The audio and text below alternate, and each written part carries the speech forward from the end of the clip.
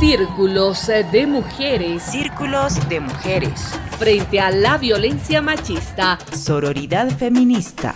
El presente podcast es producido por Católicas por el Derecho a Decidir Bolivia y Católicas por el Derecho a Decidir Perú, con el apoyo de ONU Mujeres y UNFA. Hola, mi nombre es Silvia Tamayo y te doy una vez más la bienvenida a este nuevo episodio de Círculos de Mujeres frente a la violencia machista, sororidad feminista. Y antes de iniciar, también le damos la bienvenida a Roberto Condori. Ella es una activista LGBTIQ+, disidente sexual y nuestra aliada en este viaje sonoro feminista. Gracias, Silvia. Y a ti que nos escuchas, te invito a que sigas los episodios de Círculos de Mujeres que ya están disponibles en Spotify, Evox, Apple Podcast, Google Podcast, Anchor y en el canal de YouTube de Católicas Bolivia y Católicas Perú. Mi nombre es Reina Madeley, soy activista por los derechos de las mujeres. También formo parte del Círculo Solidario de Mujeres y soy parte de ASOMOC, Asociación de Mujeres Constructoras. ¿Por qué crees que la lucha contra el patriarcado debe ser colectiva? Creo que la lucha contra el patriarcado debe ser de manera colectiva, ya que se ha demostrado que una sola voz no es escuchada ante la sociedad. Pero cuando nosotras unimos nuestras voces diversas y con distintas perspectivas hacia una sociedad machista y patriarcal, es escuchada y podemos hacer escuchar y hacer cumplir nuestros derechos como mujeres, como seres vivos ante esta sociedad que aún continúa en el patriarcado. Es importante saber que las mujeres estamos unidas y estamos vigilantes, preparadas y somos más fuertes en esta actualidad. Círculos de mujeres frente a la violencia machista. Sororidad feminista.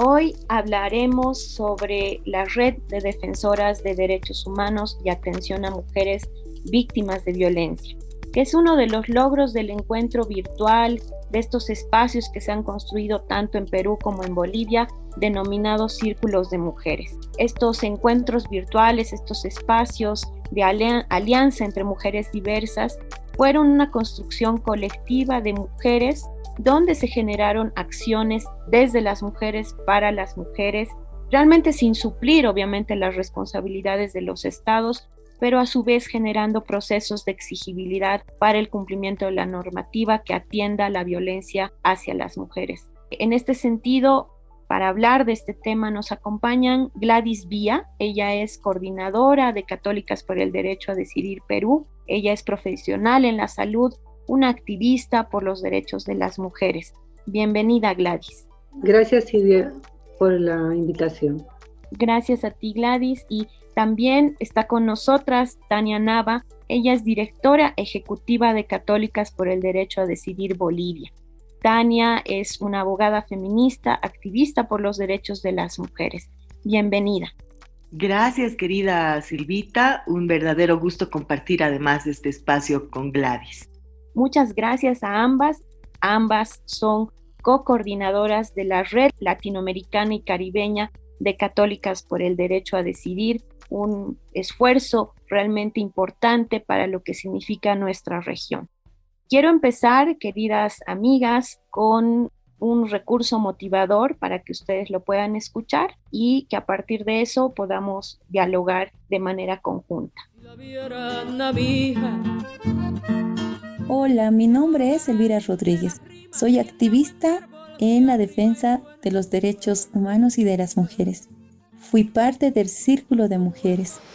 Los resultados más importantes del encuentro es el podernos reencontrar diversas activistas, lideresas y además de generar no solamente un círculo de sororidad, sino también de poder generar acciones desde nosotras, desde nuestros activismos, además también de poder fortalecer nuestras actividades. Eso es algo que me ha impactado mucho y creo que es importante resaltarlo. Por otro lado, también ha sido importante el escucharnos. el que no solo haya sido un cuento, sino que ha sido vivencias y experiencias que nos hemos podido compartir entre todas. El botón de pánico es importante para las mujeres que viven violencia, porque no sabemos cuándo puede ser un día malo para nosotras. Creo importante que todas las mujeres que están en algún riesgo de sufrir violencia o que viven con la violencia, es importante protegernos, advertirnos, no esperar a resultados fatales como el feminicidio. En ese sentido, este botón no solamente previene la violencia, sino que también puede salvarnos, puede prevenir la muerte de una mujer. Muchas gracias. Acabamos de escuchar un pequeño testimonio de una mujer que es parte de los círculos de mujeres, Elvira Rodríguez, y ella nos hablaba de algunos resultados que de alguna forma han sido importantes de todo este proceso. Además, hemos escuchado sobre un elemento fundamental que se ha generado dentro de la iniciativa Spotlight, que es este botón de pánico en el caso de Bolivia y una aplicación en el caso de Perú. Tania, ¿qué es y cómo funciona esta aplicación? ¿Cuáles son tus comentarios al respecto? Para el caso de Bolivia, el contar con una aplicación realmente se convierte en una cuestión muy importante. Es una herramienta que ha sido pensada, diseñada, valorada además en su momento, digamos, para poder contar con aquellos elementos que las mujeres mismas de los círculos consideraban importantes y luego validada por ellas mismas para su aplicación, ¿no? En realidad ha habido una fase incluso post-diseño y post-implementación, digamos, ¿no? de todas las opiniones que han emitido las mujeres de los círculos para que se vea la eficacia de la aplicación. ¿Por qué es importante contar con este tipo de herramientas, de instrumentos? Porque evidentemente hoy en día en Bolivia y en muchos países de nuestra región no se puede caminar tranquilamente en las calles, pero más allá de eso también sabemos que dentro de los propios hogares se vive de violencia. Entonces, que tengas una aplicación en tu dispositivo móvil, hoy todas, más allá, digamos, de cuánto cuesta tu celular, todas tenemos un dispositivo móvil que nos permite tener esta aplicación. La aplicación es interesante en Bolivia porque además va a contar con ciertos elementos de seguridad que por supuesto no son divulgados, ¿no? Justamente por darle mayor seguridad a esta herramienta, pero que va a hacer posible que las mujeres puedan activar esta suerte de botón de pánico para que luego se pueda saber de que determinada mujer lastimosamente está en una situación de riesgo, en una situación de violencia, ¿no? Entonces, es un esfuerzo importante. La idea es que las mujeres de los círculos puedan utilizar la aplicación, pero también difundir en sus entornos más cercanos. Las mujeres de los círculos son mujeres en su mayoría lideresas que están en contacto con grupos de base y entonces así se va a multiplicar el efecto en la utilización de la herramienta. Gracias, Tania. Y bueno, hemos querido empezar con esta pregunta porque creo que es importante evidenciar estos esfuerzos. Y en el caso de Perú, querida Gladys, te preguntamos lo mismo porque tiene sus particularidades también esta aplicación. Querida Gladys. Gracias, Silvia. En el caso de Perú, igual se ha hecho un botón de pánico. En este caso lo que hace es mandar.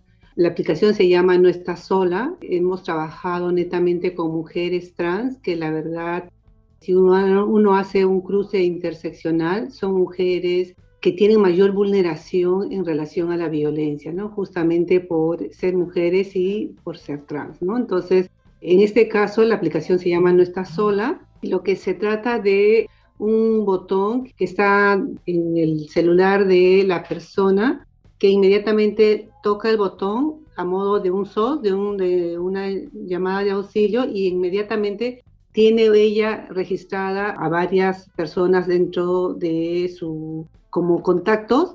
Inmediatamente el mensaje le va a llegar de manera inmediata y georreferencialmente, o sea, para determinar dónde está la persona, y se prende inmediatamente una alarma para que pueda empezar a grabar a través de audio lo que está sucediendo, ¿no? Entonces la idea es que se pueda dar respuesta inmediatamente, no solamente a sus amigas o contactos cercanos, sino a las instituciones que están también detrás de este listado, ¿no? Que en este caso son 6 de las organizaciones que han participado en este proceso de la propuesta convocada por Spotlight, donde ha sido liderada por ONU Mujeres y Fondo de Poblaciones. Y la idea es de que también estén en la Defensoría del Pueblo y otras instituciones aliadas que brinden posteriormente asesoría legal en estos casos de violencia hacia las mujeres, ¿no? Entonces, netamente es eso, ¿no? Una vez de que se prende la alarma o la alerta, no va a parar mientras que la persona que ha sido violentada pueda oprimir el botón, dándonos el esto de que está a salvo, y en caso contrario, el botón no siga la alarma. En este caso, estaríamos sospechando de una cuestión mayor o grave, más grave, y en este caso tiene otros mecanismos mayores, ¿no? Qué importante lo que ambas nos manifiestan. Creo que hay similitudes en estas aplicaciones. Así es, Silvia. Y Tania, ¿qué resultados se pueden destacar de la iniciativa Spotlight y de los círculos de mujeres en este contexto de la pandemia? Yo creo que son varios. Dentro de los más importantes, por ejemplo, este aporte que ha brindado el proyecto a un contexto COVID, un contexto en el que la cuarentena rígida en los países ha ocasionado justamente un aislamiento social bastante negativo para la vida, para la salud mental y física de todas y todos, pero en especial de las mujeres, haciendo posible que la tecnología salte aquellos abismos, ¿no? No solo brechas digitales que nos presenta en el mundo y sobre todo en nuestra región. Para las mujeres es tremendamente importante y ha sido tremendamente importante estos encuentros virtuales. Han sido como que bálsamo, digamos, ¿no? Para poder no solamente ampliar conocimiento, sino compartir este conocimiento, recibir conocimientos nuevos y sobre todo lograr lo que en el mismo nombre del proyecto tanto Bolivia como Perú hemos propuesto, ¿no? Que son tejer estos abrazos cálidos, sororales, para hacerle un alto a la violencia. Entonces, creo que ese es un primer excelente resultado. La consolidación de los círculos de mujeres yo considero que es un segundo punto prioritario, en el sentido de que son grupos que se han constituido y que le van a generar, de acuerdo a una voluntad ya y un compromiso manifestado por las mujeres que los componen, ellas están dispuestas a darle esta sostenibilidad, ¿no? A dar continuidad a sus acciones, a hacer uso de las aplicaciones en cada uno de los países seguramente, pero también a profundizar los vínculos que se han logrado, por ejemplo, en el caso de Bolivia, con autoridades que están a cargo de la lucha contra la violencia hacia las mujeres, ¿no? Desde una perspectiva de exigir que la vida con violencia, por supuesto, es un tremendo freno para el desarrollo no solamente de las mujeres, sus familias, sus entornos, sino para todo el país en su conjunto. Entonces, los círculos de mujeres son una realidad. La idea es ampliarlos, continuar con este trabajo y darnos estos abrazos entre mujeres, este apoyo que tiene que existir para cuando conocemos casos de violencia. Muchas gracias, Tania. Muy importante lo que nos dices acerca de esta conformación de estos círculos de mujeres que ha sido importante en este contexto de pandemia donde hemos estado confinadas. Y Gladys, en el Perú, ¿quiénes participaron de estas jornadas, de estos círculos de mujeres? Inicialmente en Perú nos priorizamos a las mujeres trans de 6 organizaciones de mujeres trans, pues que definitivamente lo que el proyecto ha logrado es que hay un mayor fortalecimiento de estas, sobre todo porque durante esta etapa de la pandemia, si bien nos han vuelto a recluir a las casas, donde es supuestamente el lugar más seguro, al contrario se ha convertido en un lugar más inseguro. Y en el caso de las mujeres trans, en el caso de Perú, por ejemplo, se dio una norma en poder salir por sexo, ¿no? Un día sí, un día no. Y claro, no consideraron, como siempre, invisibilizar a las mujeres trans, Luego se dieron cuenta y empezaron una situación de pico-placa, algo así, ¿no? Entonces, un día las mujeres, otro día los varones, pero cuando muchas de las mujeres trans salieron, la policía y los militares las vulneraron tremendamente y fueron tomadas presas, ¿no? Entonces, donde las obligaron a realizar una serie de acciones que negaran su identidad de género, ¿no? Fue bastante fuerte esta situación. Entonces, en este caso, priorizamos trabajar con mujeres trans, donde sentimos que este espacio que ellas han tenido de estar en las jornadas ha significado para ellas ser soporte entre ellas y también con las instituciones que deben defender los derechos de las mujeres, ¿no? En este caso, sobre todo el derecho a una vida libre de violencia. Creo que este proyecto ha logrado fortalecer los lazos, conocer las vivencias de ellas, ser más sororas entre ellas y poder responder de manera articulada a las violencias, ¿no? Justamente el botón de pánico y este círculo de mujeres actualmente está logrando de que algunas de las mujeres que han sido vulneradas y sean acompañadas por ellas, ¿no? Sean acompañadas de manera virtual, pero también las que viven muy cerca a ellas poder acudir a dar soporte, ¿no? Al tener también un accionar binacional ha permitido que puedan conocerse y que puedan articular las mujeres a nivel de los dos países. Gracias, Gladys. Y bueno, Tania, te pregunto lo mismo. ¿Quiénes participaron de estas jornadas en Bolivia? Bueno, en el caso de Bolivia han participado mujeres diversas, ¿no? Mujeres trans, mujeres afrobolivianas, mujeres migrantes indígenas normalmente del área andina de Bolivia, porque bueno, nos encontramos en una ciudad andina, en dos ciudades andinas, en La Paz y en El Alto, y mujeres lideresas religiosas con una mirada progresista, ¿no? Entonces ha sido un encuentro realmente riquísimo en el que han podido dialogar, han podido justamente tender estos puentes para consolidar un tejido que se denomina círculos de mujeres, ¿no? Esos son los círculos de mujeres, son el colectivo, la articulación que se ha conformado con la idea justamente de promover una vida libre de violencia, como una respuesta también de esta iniciativa que está encabezada por ONU Mujeres y por el Fondo de Población de las Naciones Unidas en nuestra región. Creo que también es una demostración importante de que las articulaciones binacionales o multinacionales de sociedad civil, de movimientos, en este caso de mujeres, sí funcionan, sí pueden lograr resultados importantes en la exigencia, en pedir la garantía de los derechos humanos, ¿no? Más si estamos hablando de una problemática que lastimosamente también es transnacional, ¿no? La mayoría de nuestros países tienen normas bastante interesantes, en algunos casos muy progresistas, pero los sistemas judiciales no las están aplicando o no aplican, por ejemplo, el momento del juzgamiento, un enfoque de equidad, un enfoque de igualdad, no toman en cuenta estándares en materia de derechos humanos y por eso proyectos que sobrepasan las fronteras pueden encontrar mecanismos sociales para exigir el cumplimiento de lo que está establecido en la norma jurídica. Gracias, Tania. Y Gladys, tú nos hablabas acerca de que estos círculos de mujeres, en el caso de Perú, sirvió como para acuerparse en este contexto de pandemia y también conocerse. ¿Qué acciones se están viendo a futuro a partir de estas jornadas, Gladys? Uno es de que, por ejemplo, en este momento, algunas de las organizaciones presentaron, por ejemplo, la propuesta de identidad de género al Congreso.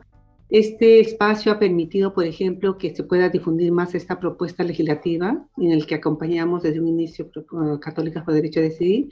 Y en este momento que se está volviendo a debatir ya en la segunda comisión que está designada, están participando, por ejemplo, con mayor fuerza las demás organizaciones también, ¿no? Segundo es de que sentimos de que se ha dejado un grupo más consolidado, más comunicado y más coordinado, ¿no?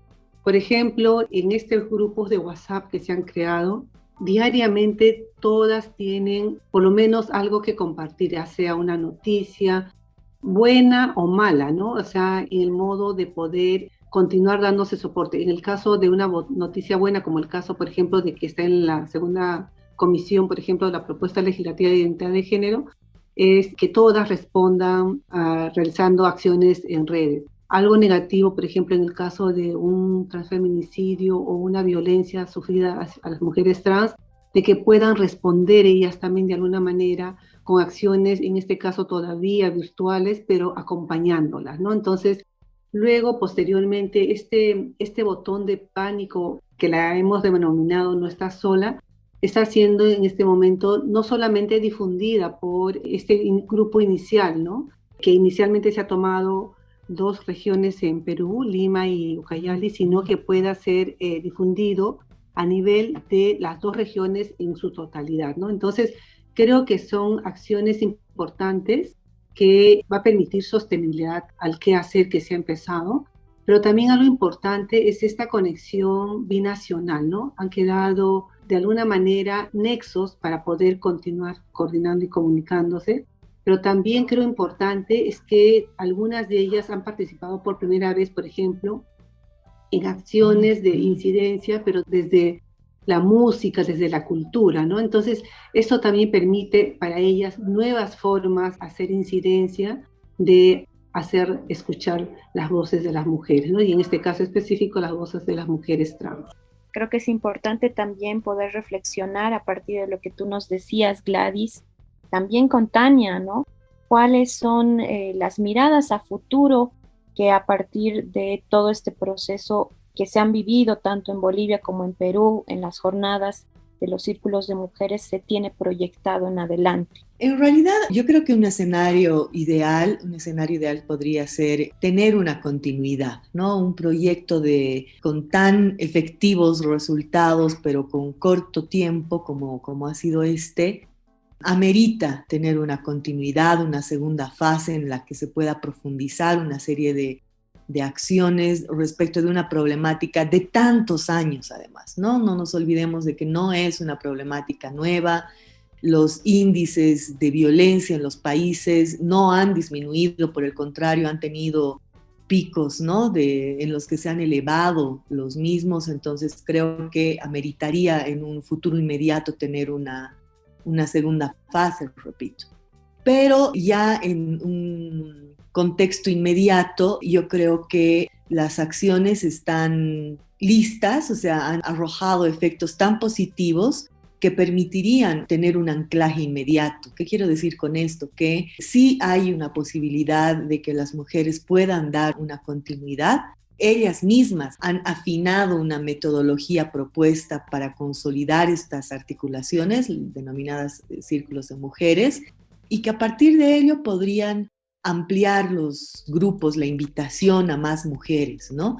Yo creo que sería fabuloso que pueda existir un grupo denominado Círculos de Mujeres para justamente darse estos abrazos, ¿no? O como se dice, estos apapachos, estos amamachos de mujeres que de una u otra forma están siendo víctimas de violencia. No hay solo 3 tipos de violencia, ¿no? Como tradicionalmente la normativa, la teoría nos mostraba, la violencia física, psicológica, sexual, sino que hoy por hoy hay pues una lista interminable de situaciones, de actuaciones que se convierten y que deben ser reconocidas como violencias, ¿no? En el caso de Bolivia, por ejemplo, tenemos 17 tipos reconocidos de violencia. Entonces, claro que amerita que mujeres diversas puedan unirse para ponerle un alto.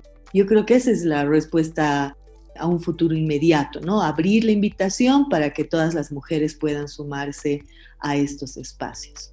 Gracias, Tania. Y bueno, la siguiente pregunta es tanto para Gladys como para Tania, un poco en base a todo lo que ya nos han comentado.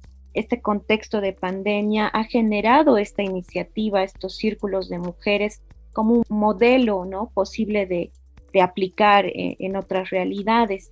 Quisiéramos que también ustedes refuercen esta percepción de las razones por las que se han hecho estos círculos de mujeres tanto en Perú como en Bolivia. Querida Gladys, inicio contigo.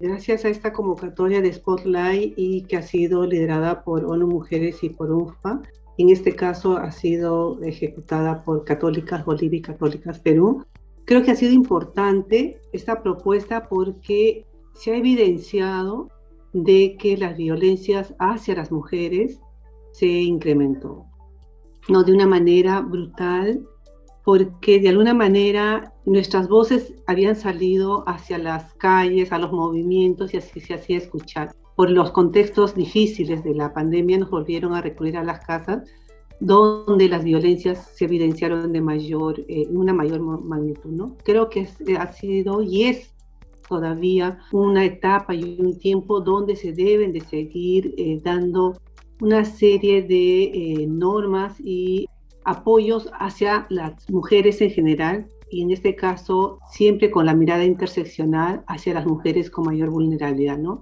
En el caso de Perú, las mujeres trans, las mujeres afro, las mujeres más pobres, las mujeres indígenas, que son las que siempre han sido mayormente violentadas, ¿no? Y en este caso también específico las niñas, ¿no? Entonces yo creo que es importante y relevante el momento en el que se está desarrollando la propuesta. Y creo que es, como bien lo señalaba Tania, creo que es importante que esto pueda continuar, ¿no? Sí hay la posibilidad de que se pueda seguir fortaleciendo este accionar, ¿no? Porque definitivamente se están dando nuevos estilos de vida, nuevos contextos en el que vamos a tener que reaprender muchas cosas y volver a tomar nuevas estrategias para hacer frente a estas violencias machistas estructurales que están en la sociedad, ¿no? Gracias, Gladys. Lo mismo, querida Tania. Este proyecto se puede decir que ha sido como darse un baño de realidad con argumentos propios. O sea, se ha dado una respuesta a una de las problemáticas más complejas en nuestros países a partir de una necesidad de brindar respuestas, acciones innovadoras. Creo que el factor innovación ha marcado grandemente el proyecto.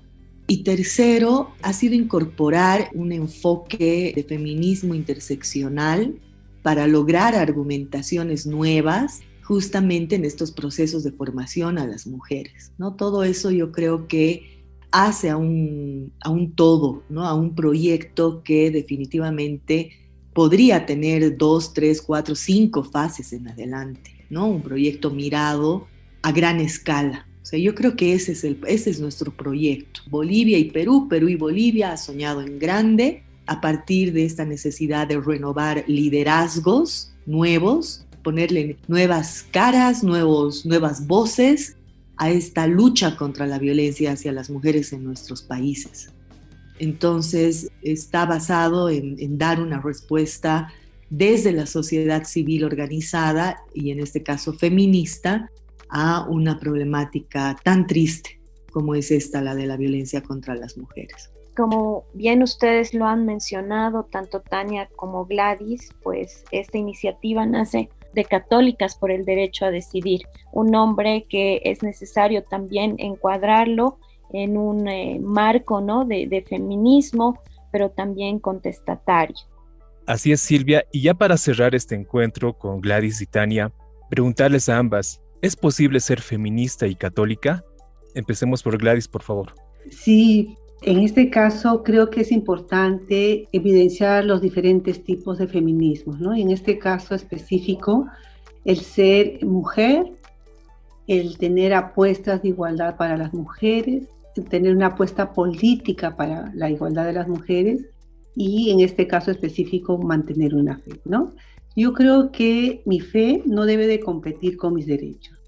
Y en este caso, desde Católicas por el Derecho a Decidir, lo que hacemos es ser disidentes en esa parte de la norma que determina que yo pueda decidir sobre mi cuerpo y sobre mi sexualidad, ¿no? En este caso específico, el ser críticas y también volver a las raíces de lo que significó el catolicismo o el cristianismo, ¿no? En ese Jesús que acompañaba, que no juzgaba, que era contrahegemónico justamente, ¿no? Para mí es importante evidenciar que ser católica y ser feminista no están en contradicción, al contrario, es parte de la justicia social, es parte de vivir en igualdad. Por lo tanto, creo importante de que las mujeres podamos de alguna manera no ponernos en cuestiones de estar culpabilizándonos en el sentido de lo que sí se nos ha enseñado como tradición, y el sentir que justamente en esta cuestión de crítica y de análisis desde nuestras formas de vida es que podamos vivir basadas en esa libertad de conciencia como mujeres libres, como mujeres creadas y amadas por ese Dios piadoso, justo. Entonces yo creo que es importante que sí, existe una buena afinidad en ser católica y ser feminista. Gracias, Gladys. Y la misma pregunta te la planteo a ti, Tania. ¿Es posible ser feminista y católica? Sí es posible y es difícil. Yo creo que, tal cual acaba de mencionar Gladys, es una apuesta bastante compleja para quienes estamos dentro de las católicas por el derecho a decidir, un grupo que tiene muchísimos años de trabajo, que ha puesto en la primera fila, digamos, de debate temáticas tremendamente importantes como la de la laicidad, el Estado laico, la libertad de conciencia, el derecho a decidir. Y hoy, en una realidad tan adversa que estamos viviendo en el mundo, es mucho más complicado porque ha habido nuevamente, no es la primera vez en la historia, pero nuevamente ha habido un resurgimiento de personas neoconservadoras y fundamentalistas, ¿no? Que hacen una utilización justamente de la libertad de religión, de culto, de no culto, de la libertad de pensamiento, de la libertad de conciencia a su antojo, ¿no? Entonces, frente a este escenario, frente a retrocesos que se quieren enmarcar, desconociendo los avances en materia de derechos humanos, para quienes somos defensoras de los derechos humanos, especialmente de los derechos sexuales, derechos reproductivos y derecho a decidir, se convierte, ¿no?, en un trabajo con una cuesta súper empinada. Pero no es imposible. Tenemos una ventaja comparativa en católicas y creo que es apuntar justamente a una argumentación muy sólida, de carácter teórico, de carácter serio, de carácter doctrinal, muy poderosa porque, como bien decía mi compañera, en realidad no necesitas renunciar a tu fe para poder exigir o para poder ejercer tus derechos, ¿no? Entonces hay que tener fuera de todo esto a la culpa, al pecado, sí tener, yo creo, ¿no?, actitudes altamente responsables para con uno mismo y para con el prójimo, sin que ello signifique, ya te digo, abandonar una creencia, ¿no? Nosotras somos cristianas católicas y desde ahí generamos una identidad, una voz alternativa en toda la región de Latinoamérica y el Caribe. Muchas gracias a ambas. Gladys Vía, gracias por estar con nosotros. Ella es coordinadora de Católicas por el Derecho a Decidir Perú. Ella es profesional de la salud, activista por los derechos de las mujeres. Gladys. Gracias, Silvita, y también agradecer el espacio y a Tania, ¿no?, porque hemos formado un lazo muy, muy de hermanas en toda la red, pero en especial a las católicas por el derecho a decidir de Bolivia, ¿no? Entonces, es un trabajo articulado por vivencias menos violentas hacia las mujeres, ¿no? Gracias por el espacio. Gracias, Gladys. Y bueno, también ha estado con nosotras Tania Nava, directora ejecutiva de Católicas por el Derecho a Decidir Bolivia, abogada feminista, activista por los derechos de las mujeres. Tania. Muchas gracias, Silvita, Roberto, por este espacio. Para mí siempre es un gusto compartir la mayor cantidad de acciones posibles con Gladys. Como ella dice, estamos muy hermanadas entre Perú y Bolivia, no solo por la cercanía territorial, y este proyecto nos ha permitido justamente unir fuerzas para llevar adelante la bandera de los derechos humanos de las mujeres. Que sea un buen augurio todos los resultados que hemos conseguido para poder continuar, para seguir adelante. Y también en esta ocasión el proyecto ha permitido fortalecer las bases de Católicas por el Derecho a Decidir El Salvador, lo cual nos alegra, y ojalá también nuestras compañeras en El Salvador, con un contexto tan complejo, puedan seguir adelante, ¿no? Deseamos lo mismo para todas nuestras hermanas de la Red de Católicas por el Derecho a Decidir, y consideramos que ONU Mujeres y UNFPA son aliadas naturales para esta lucha que tienen las católicas en la región. Muchas gracias. Gracias a ambas, co-coordinadoras de la Red Latinoamericana y Caribeña de Católicas por el Derecho a Decidir, justamente trabajando para poder actuar en contra de la violencia desde esta sororidad feminista. Entre mil rostros y maneras de expresarnos, estaremos firmes aquí o en cualquier lado. Ancestras, madres, hijas, abuelas, brujas guerreras, cuidado de la hoguera, fuerza interior, fuerza animal, paritas de la luna, Pachamama que cura. La fortaleza es mutua, valor y respeto, el equilibrio como instinto y básico derecho. Avanza sin miedo, sin caer en el intento, cosecha del alma lo que sale desde adentro, recordando que la lucha es por la libertad y no daremos paso al que quiera abusar. Presentes, con el latido aquí consciente, me sientes, estoy alerta a defenderme inerte a pensamientos oprimentes, lista para sumarme a todas las que estamos fuertes. Presentes, con el latido aquí consciente, me sientes, estoy alerta a defenderme inerte a pensamientos oprimentes, lista para sumarme a todas las que estamos fuertes. Aquí estamos fuertes, hoy este grito. Acabamos de escuchar a Joaquina, cantautora boliviana, con la canción Fuertes.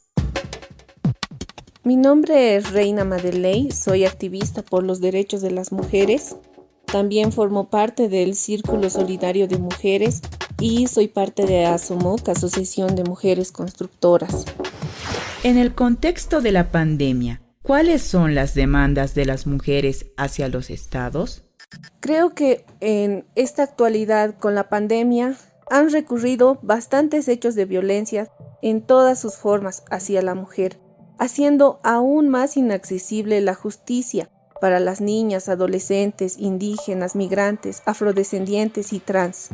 Frente a esta realidad, los estados deben garantizar mecanismos efectivos y presupuestos adecuados, así como medidas para un más ágil y menos burocrático acceso a la justicia por parte de las mujeres víctimas de violencia. Es imperativo también el reconocimiento y sanción urgente del crimen del odio patriarcal que constituyen los transfeminicidios y por mayores políticas públicas dirigidas a reconocer su identidad, proteger y mejorar la calidad de vida de la población trans, siendo un sector altamente vulnerable a la sociedad. Círculos de mujeres frente a la violencia machista. Sororidad feminista. En este episodio de Círculos de Mujeres, hablamos sobre la Red de Defensoras de Derechos Humanos y Atención a Mujeres Víctimas de Violencia, que es uno de los logros del encuentro virtual Círculos de Mujeres, donde resaltamos que en la lucha contra el patriarcado, los encuentros colectivos para acuerparse y generar respuestas a pesar de la pandemia son vitales. Creo que nos falta acuerpamiento a quienes renunciamos a lo ser hombre, para reflexionar también cómo es que esta otra pandemia, la violencia machista, violenta nuestros cuerpos desertores del patriarcado. Así es, Roberto. Y con esas reflexiones cerramos el episodio de hoy. Te quiero agradecer a ti que nos escuchaste y recordarte que los episodios de Círculos de Mujeres están disponibles en Spotify, iVoox, Apple Podcast, Google Podcast, Anchor y en el canal de YouTube de Católicas por el Derecho a Decidir Bolivia y de Católicas por el Derecho a Decidir Perú.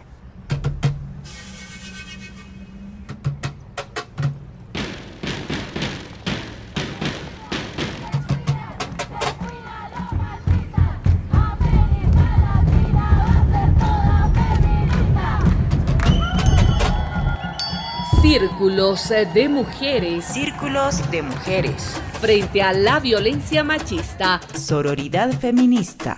Red Solidaria Binacional de Mujeres en Tiempos de Crisis Sanitaria. Los contenidos del presente podcast son responsabilidad exclusiva de Católicas por el Derecho a Decidir y no necesariamente refleja los puntos de vista de ONU Mujeres.